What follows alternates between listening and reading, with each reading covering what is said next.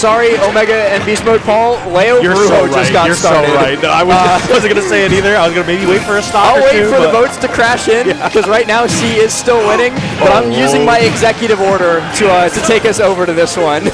Okay, well, Bruho definitely playing inspired right now. Gets the command grab through the down smash with the Arsene. Wonderful option right there. Down air gets barely missed. MkLeo with a dodge in and putting the pressure on with that forward tilt. Bruho's going to have a hard time making it back right now.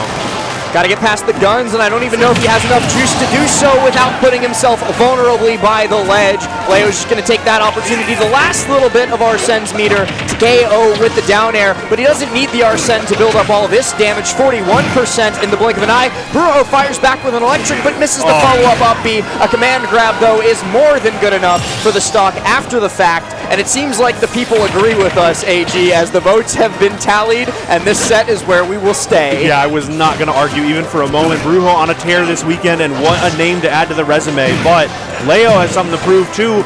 Great dodge right there, but another electric into the air, into the electric. Doesn't get the follow-up though with the parry. Electric. Bruho's on a tear. Double parry on the 2 hits of Joker down air. A spot dodge into an electric wind God Fist. It's not quite enough to close out the stock from MkLeo, but he's on death's doorstep, and he's wasted the entire meter. Triple jab, gets him off stage and into the corner, and Bruho's looking for a pickup, but Leo gets past him and gets all the way off stage. Drop zone bear for a stock. Leo is down, but never out. I was so worried about that percent. No Arsene, only 80-ish on Kazuya. It was going to be a tall order, but if anyone could deliver, it is Leo. That being said, Bruho keeps it dead even. They are 1 stock apiece here. Leo getting that early percent that we love to see. Leo heard you say dead even and went dead? I got you. Because 50, almost 50% rather, after that dash attack coming in on Bruho after just that angel platform fight. Air dodge is low to get past. Rebel's Guard comes out, but Bruho grabs it. Not going to let what happened to Spargo take place here. An electric, an FB, and that's game number 1. There were so many tiny decisions that Bruho made, small lapses in the offensive pressure that made Leo suffer just a little bit more. That small weight between the electrics, absolutely beautiful, poetic even, and Bruho looking unfazed while still making history. Speaking of unfazed, the other Joker doing slightly better than Leo in this set. Omega just having taken game number 2 versus Beast Mode Paul. Light currently up 2-0 versus Shattuck, and Jackal J-Jaw is 1-0 J-Jaw, so somehow he's winning Kirby Sonic. But we're going to keep it locked right here because we get to see our competitors on the camera on this station. True. I mean, we can move the camera around, but we will have to get some the technology. We'll have to get some notes on Station D later. Omega and Beast Mode Paul are tapping in over on Station B, but we are locked in here at Setup A already. Big electric to start it off, and I really got to wonder about this stage pick here. Those platforms are not doing Leo any favors, but still able to rack up that damage. No, Bruho has shown himself to be so good at converting using the platforms after the initial hit of electric, but Leo, he's no slouch himself, and I think the other stages could potentially be worse for that thing. And so, like, you're not going to go FD. You probably don't want Hollow or Smashville. Leo's more than content to just go back to PS2 and play better. Well, looks like that is exactly what the plan is right now, and it is working wonderfully. 118 on Bruho. Rage Drive, something to worry about, but that's if you can find the hit on the Leo, which seems to be the issue right now. Leo floating like a butterfly and stinging like a bee here. Slipping and dodging through. Even the first hit of the front kick connects, but Bruho's unable to combo it into the Electric Wind Godfist, and so he's been allowed to keep fighting.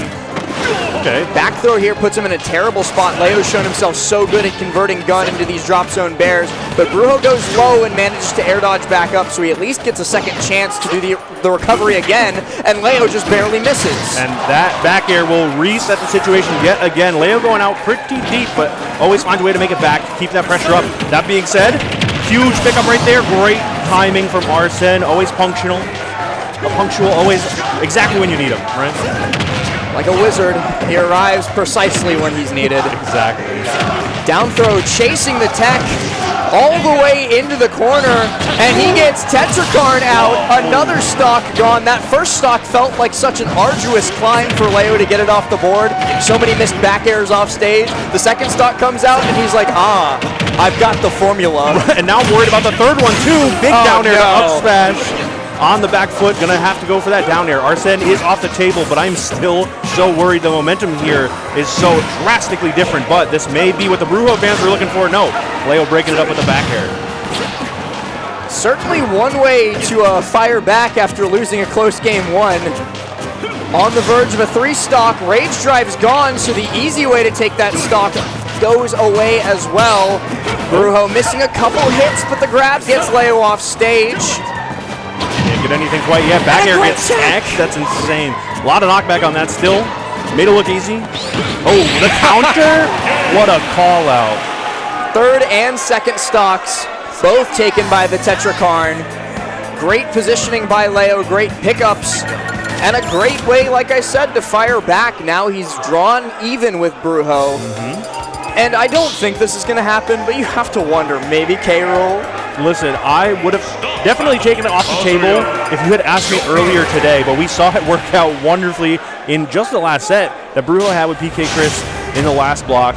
Unfortunate, last interaction with the PK Rocket, but exactly correct that he came real dang close in a matchup that not many would consider super favorable, but I think this matchup's a lot better, and so Bruho probably should stay Kazuya. Right.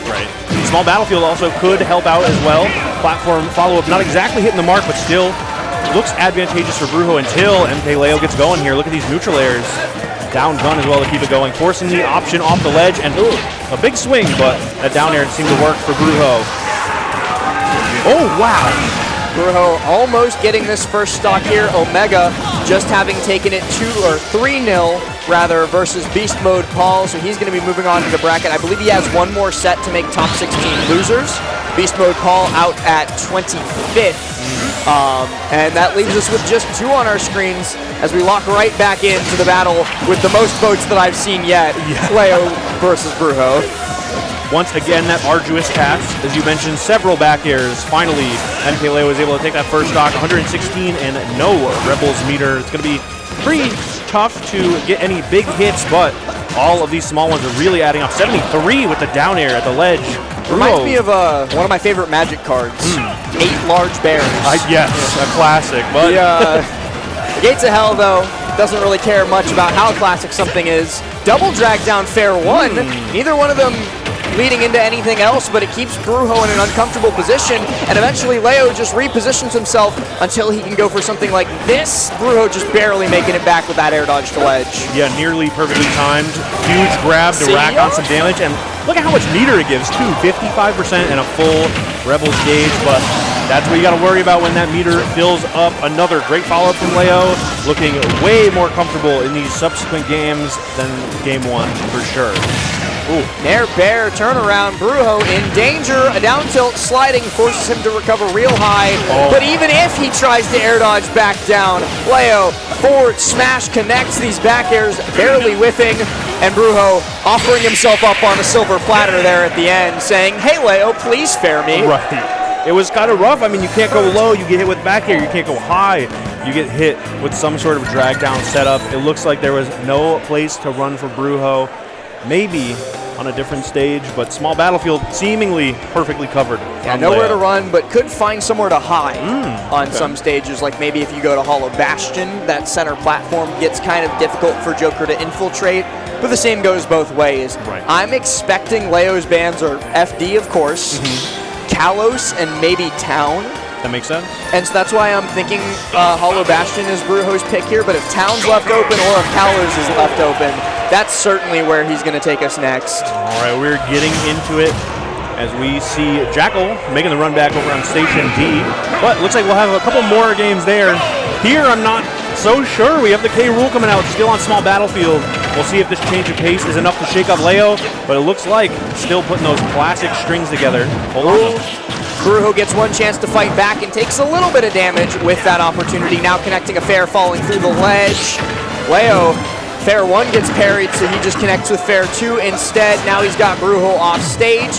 But it is a little bit difficult for Joker to get the right positioning to punish a K-Rool recovery. He's got a lot of coverage, he's got a lot of protection. Leo, yeah, okay, don't fall for the day 1. Right. There are definitely some things that Bruho will go for that I think Leo, although not necessarily experienced, will still have the knowledge to... He's been around the block a time or two. Right. He's He's seen him before, maybe not in person, but he's aware. So that being said, it's going to be hard for Bruho to find some hits, but that's a good one to get started. Nair with the soft hit, and the counter doesn't work. Bruho with the pickup, back hit a ground into up air. Not just that, but the repositioning mix by Bruho to put himself in the spot to connect with the crowd. Leo nodding his head and then shaking it after he realizes that that's not enough damage to kill King K. Rool. One more. There he goes. All right, well, now he knows. We'll not mess it up again, but dead even. It's 7. Right. That's right. I only did 5. My fault. But back to neutral here. There's such an interesting dynamic that we're seeing here. MkLeo so good at getting all of these little strings and little chip damage, but then Bruho comes back with an explosive response. Leo right now, though, slowly but steadily making his way towards this stock take, and then, like you said, every once in a while, Bruho gets the chance to counter hit and takes it for all that it's worth. He's currently behind in percents, but we saw how easily K. Rool can decide to kill you when he so chooses. Leo, just run up and grab him. Sure, why not? It works out. Leo's got a great chance for a KO here. Tetrakarn down low. Now Bruho has to recover more horizontally. Leo's there with a back air, but he's not quite close enough. Instead, Bruho looking for a chance here. That's wild, too. That set Bruho up for a regrab. It's going to be the Nair to open the combo starter with the dash attack and another down smash. Not working out. Big throw here, though. Leo taking that stage control back. How is Bruho going to get back? Down gun's going to make it pretty difficult. You know what it is? Bruho's too young. He wasn't around when Leo was the best player in the world. And so he has no respect for him as he connects with an up B flying back to stage, and Leo misses the tech to his demise. All right, another attempt here. The up air and then the low recovery. Real good coverage here. Back throw. Won't do it. Still at 181 after the throw. Bruho has plenty of room to work with. Stuck at the ledge one more time. Back air will do it, though. Leo evens it up. One stock apiece as the crowd wakes up. The crowd, for one of the very few times that I've ever heard it in my time in Smash Ultimate and Smash 4, is not cheering for MkLeo either.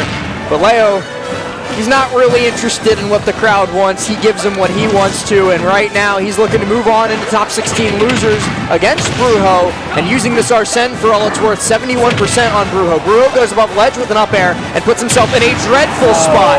Leo drops low, and Bruho's got to recover high, but guess what? There's a back air with his name on it, and a 17th place finish for New England's Bruho. Fantastic gameplay, though, all around. That first game is one for the books, and the rest of them are for the study session. But let's head on over to Station D. I guess we can